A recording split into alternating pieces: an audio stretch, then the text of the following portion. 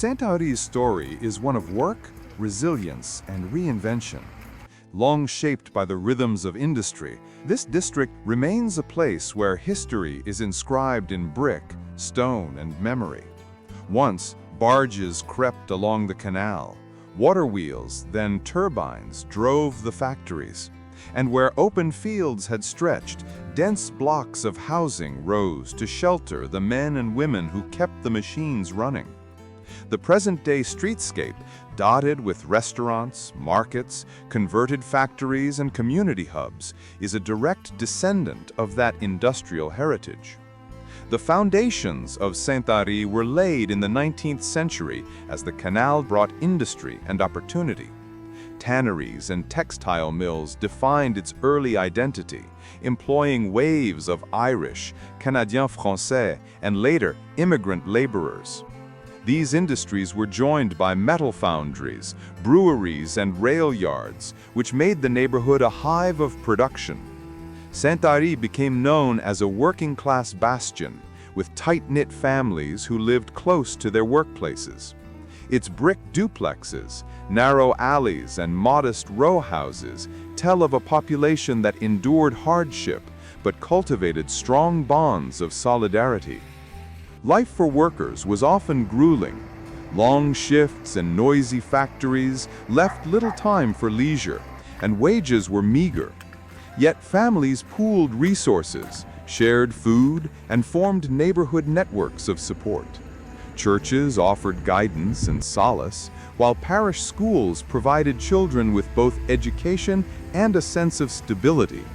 Community halls and unions became important gathering points, giving workers a collective voice. Walking through Saint-Henri today, one still sees the legacy of its worker housing. The red brick duplexes, external staircases, and compact courtyards were designed for practicality, but over time they became the defining aesthetic of the neighborhood. These homes, once filled with families connected to factories along the canal, now form a bridge between past and present. They are reminders that Saint-Henri's history is not only about industry, but also about the intimate fabric of everyday life. Marché Etoile, constructed in the early 1930s, offers one of the most human counterpoints to those imposing industrial frames. Built in a crisp Art Deco idiom at a time when public works were an answer to economic hardship, the market soon became a place of daily life, a meeting place where the produce of nearby farms and the rhythms of urban households intersected. It is a structure that bears witness to the social fabric beneath the industrial facade. Markets were where people traded more than goods, and Atwater stitched the neighborhood to the wider region's rural producers. On summer evenings, children once filled the alleyways, while neighbors gathered on balconies to talk and exchange news. Corner stores, or épiceries, were not just places to buy bread and milk, but also social hubs. Life was modest, but it was animated by a strong sense of belonging. These rhythms of daily life are still felt, even as demographics shift and new businesses arrive.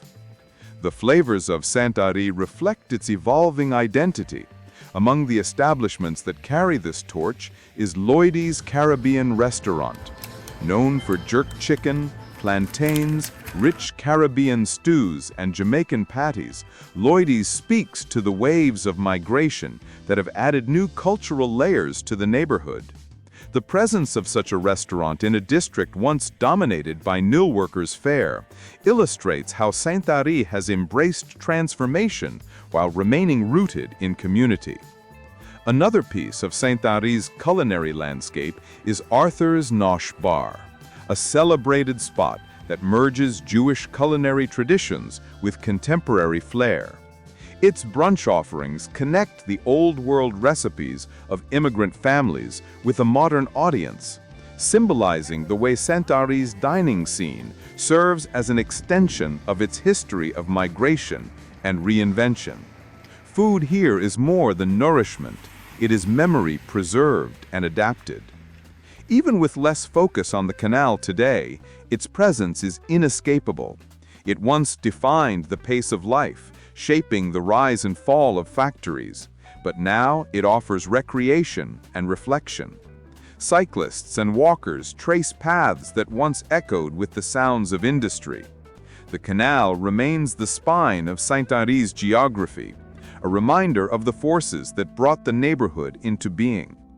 The stone walls, old locks, and bridges still frame the district, ensuring that its industrial heritage remains visible. Saint-Henri has weathered cycles of prosperity and decline. The closing of factories in the 20th century brought hardship, with unemployment and poverty hitting families hard. Yet the community endured through resilience and mutual aid. In recent decades, gentrification has reshaped the neighborhood, bringing rising rents and new businesses, while also sparking conversations about identity and belonging.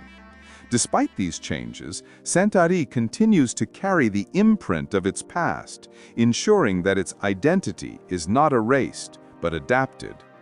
The influx of artists and entrepreneurs has brought energy, yet it has also threatened the affordability that once defined Saint-Henri.